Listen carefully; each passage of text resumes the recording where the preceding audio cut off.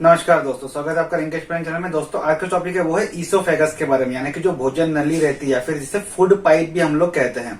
तो हम लोग इसके बारे में समझेंगे थोड़ा बेसिक इन्फॉर्मेशन। डाइजेस्टिव सिस्टम में तो मैं इसके बारे में ऑलरेडी बता चुका हूं, और आज हम जो समझने वाले हैं वो ये है कि पेरिस्टालसिस मूवमेंट जो होती है, मतलब जो फूड हम लोग मुंह से खाते हैं वो स्टमक की तरफ जब मूव होता है तो वो किस तरीके से मूव होता है, उसमें क्या क्या जो चेंजेस हैं वो होते हैं, उसके बारे में हम लोग आज समझने वाले हैं। लेकिन उससे पहले कुछ बेसिक टर्म्स जो है वो क्लियर कर लेते हैं।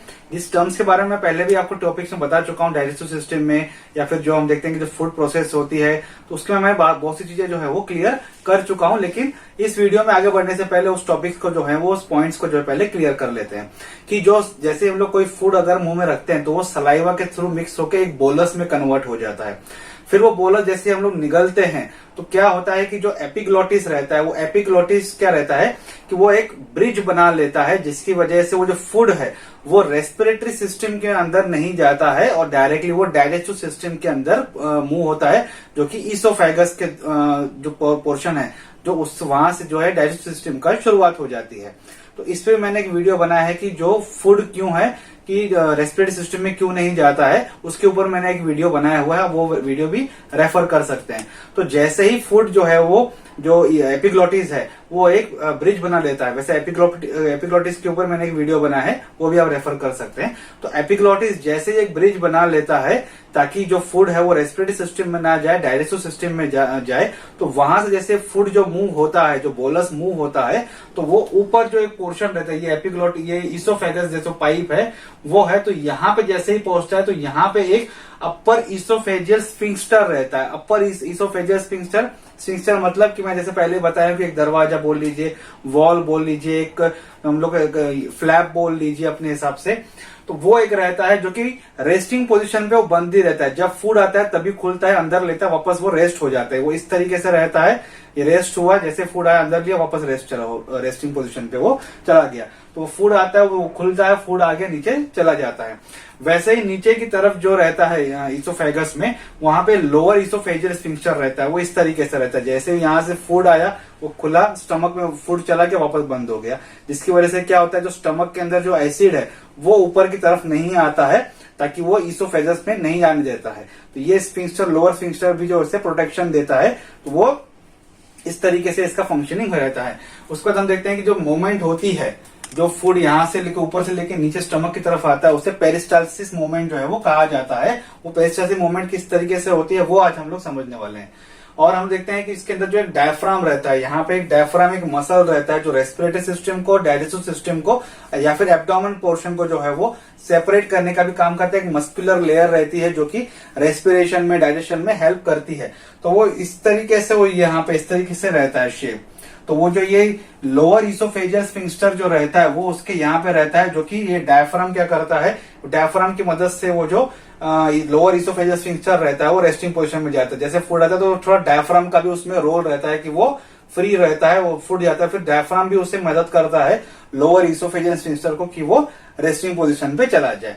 ठीक है, अब हम देखते हैं कि जो ये मूवमेंट होती है ये कुछ मसल्स के बेसिस पे होती है। तो अगर हम लोग जो ईसोफेगस यानी कि जो भोजन नली या जो फूड पाइप है उसका जो अगर सेक्शन लेते हैं, कट करते हैं, तो वो इस तरीके से हमें जो है वो दिखाई देता है। होता क्या है कि इसके अंदर अलग अलग लेयर्स रहती है। जो बाहर का जो मैंने रेड कलर का लेयर बनाया हुआ है ये सिरोसा लेयर है। सिरोसा लेयर एक मतलब पेरिटोनियम लेयर का एक हिस्सा रहता है, पेरिटोनियम लेयर का ही एक पार्ट रहता है जो कि इसे फ्रिक्शन होने से हेल्प करता है। उसके अंदर में आप देख रहे हो कि जो ब्लू कलर की लेयर है, तो ये ब्लू कलर की जो लेयर आपको दिखाई दे रही है ये है लॉन्जिट्यूडनल मसल लेयर। तो इसके अंदर जो सेल्स रहते हैं वो लॉन्जिट्यूडनल शेप में रहते हैं। इसके बारे में पहले भी कुछ टॉपिक्स में क्लियर कर चुका हूं। और उसके अंदर जो हम देखते हैं कि जो ब्लैक कलर का मैंने सर्कल बनाया वो है सर्कुलर मस्कुलर लेयर। जो उसके अंदर सेल्स रहते हैं वो सर्कल शेप में रहते हैं और उसके अंदर जो रहते हैं वो लॉन्जिट्यूडनल शेप जैसा रहता है, तो वही मसल रहता है। उसके अंदर आता है सब म्यूकोजा लेयर। सब म्यूकोजा लेयर मैंने पहले भी स्किन के टॉपिक में बताया था कि सब म्यूकोजा लेयर में के अंदर ही ब्लड वेजल्स, नर्व वेजल्स या लिम्फ वेजल्स जो है वो वहां पे ज्यादातर सप्लाई होती हैं।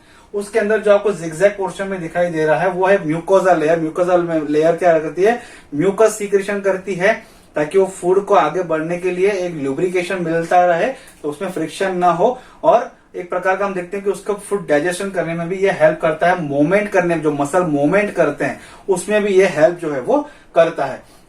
अब यहाँ पे जो आपको दिखाई दे रहा है कि ये मैंने फूड बनाया है, ये जो बोलस आपको दिखाई दे रहा है ब्लैक कलर का, तो ये बोलस यहाँ से ऊपर से मैंने दिखाया है कि कॉन्ट्रैक्ट हो रहा है। तो ये जो ईसोफेगस है वो जैसे आता है तो वो इस तरीके से कॉन्ट्रैक्ट होता रहता है, इस तरीके से आता है। ये आपको दिखाई दे रहा है, ये इस तरीके से है ना।